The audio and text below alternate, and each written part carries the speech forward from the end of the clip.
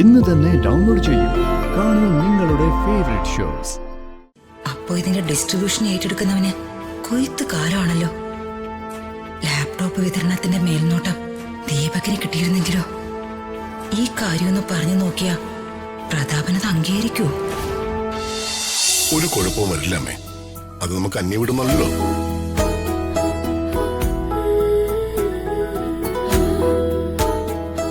ചേച്ചിക്ക് അവിടെ എന്തൊക്കെയോ പ്രശ്നങ്ങളുണ്ട്. ചേച്ചി മറയ്ക്കാൻ ശ്രമിച്ചാലും എനിക്കത് മനസ്സിലായി.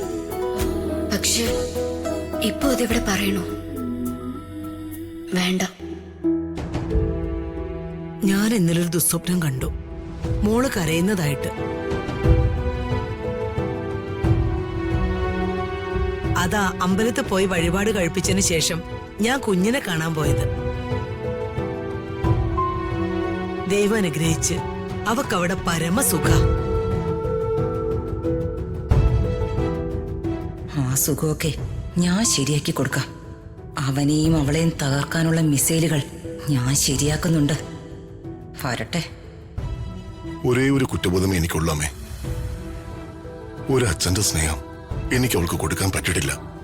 അതിലെനിക്ക് സങ്കടമുണ്ട്.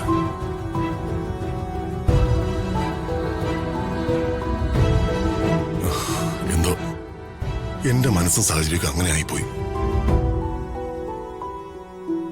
ഞാൻ എന്റെ കുഞ്ഞിനെ സ്നേഹിച്ചു തുടങ്ങിയപ്പോഴേക്കും അവൾ മറ്റൊരാൾക്ക് സ്വന്തമായി. പക്ഷെ ഞാൻ ഭാഗ്യവനാമേ. എനിക്കിപ്പോ 2 മക്കളാ, രാജുവും ഋതികയും. എനിക്കതുപോലെ.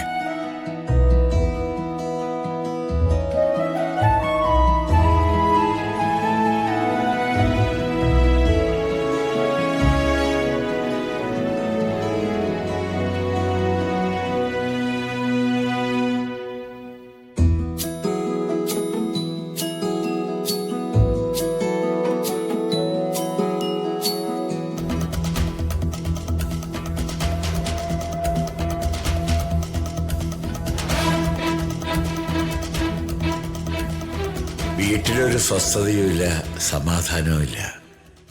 രാധമ്മയോട് പിണങ്ങിയതിന് ശേഷം മനസ്സും അല്ലാണ്ടായി.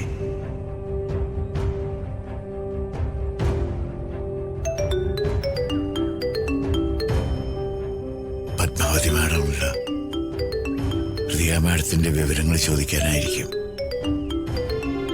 എന്താ പറയാ?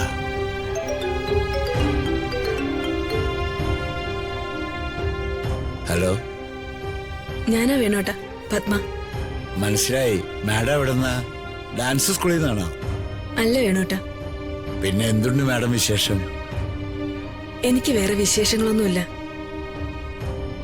ഞാൻ അവിടുത്തെ വിശേഷങ്ങൾ അറിയാനല്ലേ വേണോട്ടാ വിളിച്ചത്. അവിടെ എന്റെ മോൾക്ക് എന്തൊക്കെയുണ്ട് വിശേഷങ്ങള്? ഇവിടെ മോൾക്ക് സുഖം തന്നെയാ, സുഖമായിട്ടിരിക്കുക. പിന്നെ ഇന്ന് പ്രത്യേക ഒരു സന്തോഷ കാര്യമുണ്ടായി. അതെന്താ വേണോട്ടാ? ഇന്ന് രാവിലെ സരസ്വതി മാഡവും ശേഖരൻ സാറിന്റെ മകൾ അപ്പവും കൂടി വീട്ടിൽ വന്നിരുന്നു. അതൊരു ഹാപ്പി ന്യൂസ് ആണല്ലോ വേണോട്ടാ. അമ്മ കൂടെ ഇല്ലെങ്കിലും അവൾക്ക് അമ്മമ്മ കൂടെ ഉണ്ടല്ലോ എന്നുള്ളൊരു സന്തോഷം. മാഡത്തിന് മോളെ കാണാൻ ഇനിയും സമയമായിട്ടില്ലേ? എനിക്ക് മോളെ കാണണം. ഒരമ്മയ്ക്ക് മോളെ കാണാനുള്ള ആഗ്രഹത്തെക്കുറിച്ച് ഞാൻ വേണുവേട്ടനോട് പറയേണ്ട കാര്യമില്ലല്ലോ. അതെനിക്കറിയാം മാഡം. ഇനി ഞാൻ മോളെ കാണാൻ വരുമ്പോ ഞാൻ അവളുടെ അമ്മയാണെന്ന് അവൾ തിരിച്ചറിയണം. പക്ഷെ അവിടേക്ക് എത്താൻ കുറച്ച് കാലതാമസം കൂടിയുണ്ട്. അത് ഞാൻ പുറകെ അറിയിക്കാം. ശരി മാഡം. കാറും കോളും ഒക്കെ അടങ്ങിയിട്ട് മതി മാഡം അങ്ങനെ ഒരു കൂടിക്കാഴ്ച. ശരി വേണോട്ടാ. ആ, മോളുടെ വിവരങ്ങൾ അറിയിക്കണേ. അറിയിക്കാം മാഡം.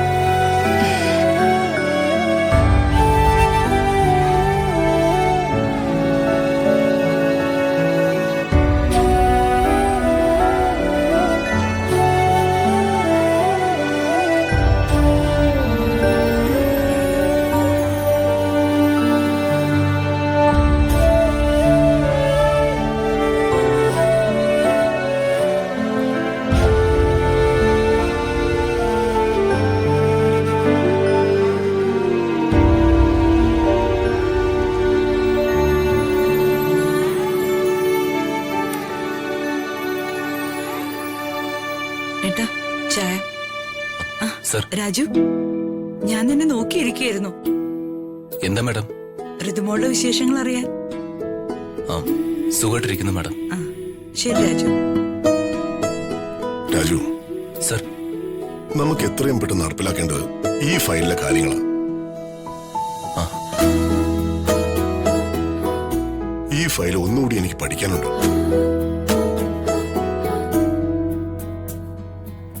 സർ, സാറ് ലാപ്ടോപ്പ് വിതരണത്തിന്റെ കാര്യമാണോ പറയുന്നത്? യെസ്. കഴിഞ്ഞ ഗവൺമെന്റിന്റെ കാലത്ത് ഞാൻ കൊണ്ടുവന്നൊരു പദ്ധതി അത്. അന്ന് ചില കൂട്ടുകക്ഷികൾ എനിക്കെതിരെ നിന്നുകൊണ്ട് ഇത് നടപ്പാക്കാൻ പറ്റിയില്ല. പക്ഷേ ഇത്തവണ ഞാനിത് പാസ്സാക്കാൻ എടുത്തിരിക്കുക. സർ, അതായത് സ്റ്റുഡൻസിന് ഫ്രീ ആയിട്ട് ലാപ്ടോപ്പ് കൊടുക്കുന്ന പദ്ധതിയല്ലേ?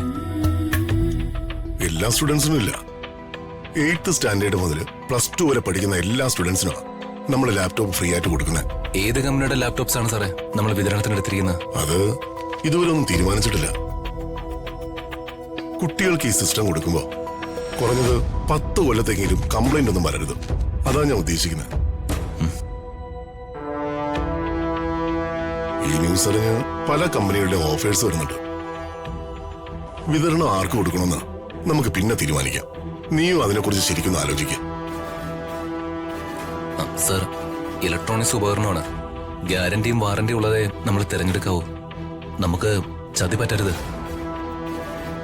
അതാണ് നിന്നോടും കൂടി ആലോചിക്കാൻ ഞാൻ പറഞ്ഞത്. ശരി സർ. ഈ ലാപ്ടോപ്പ് വിതരണം കേരളത്തിലെ എല്ലാ സ്റ്റുഡൻസിനും അല്ലേ? അപ്പോ ഇതിന്റെ ഡിസ്ട്രിബ്യൂഷൻ ഏറ്റെടുക്കുന്നവന് കൊയ്ത്ത് കാലമാണല്ലോ. ലാപ്ടോപ്പ് വിതരണത്തിന്റെ മേൽനോട്ടം ദീപകിന് കിട്ടിയിരുന്നെങ്കിലോ? ഈ കാര്യമൊന്ന് പറഞ്ഞു നോക്കിയാ പ്രതാപനത് അംഗീകരിക്കൂ?